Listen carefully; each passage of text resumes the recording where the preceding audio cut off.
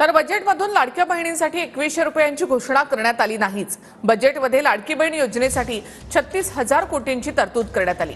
लाडक्या बहिणींना 2100 रुपये देण्यासाठी काम सुरू असल्याचं मुख्यमंत्री देवेंद्र फडणवीसांनी म्हटले।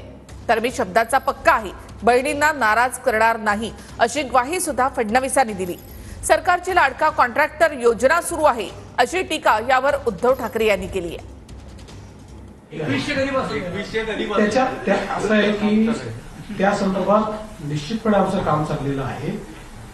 बघा, शेवटी बजेटचा बॅलन्स ठेवणं हे देखील महत्वाचं आहे। जर आपल्याला सस्टेन पद्धतीनं आपल्या योजना चालवायच्या असतील तर आर्थिक शिस्त देखील आपल्याला ठेवावी लागेल। 3% वर जाता येणार नाही। आता आपण मागच्या वर्षी 2.9 पर्यंत चाललो गेलो, म्हणून आता थोडं कमी आणून 2.76 पर्यंत आपण आणलेलं आहे।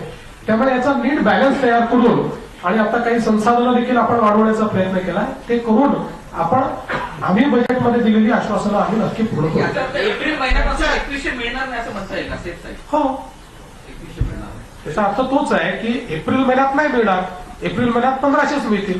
ज्यावेळी आम्ही सुरू करू, घोषित करू, तुम्हाला आम्ही असं लपून थोडी घोषित करणार आहोत।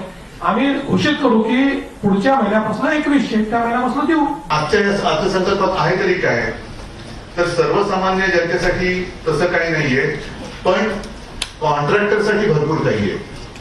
मुंबईमध्येच 64,783 कोटीची कामं, विकास कामं। हा कसला विकास होणार आहे, कोणाचा विकास होणार आहे? सरकार का जो ध्यान है लाडकी बहना की ओर नहीं, लाडका कॉन्ट्रॅक्टर की ओर है।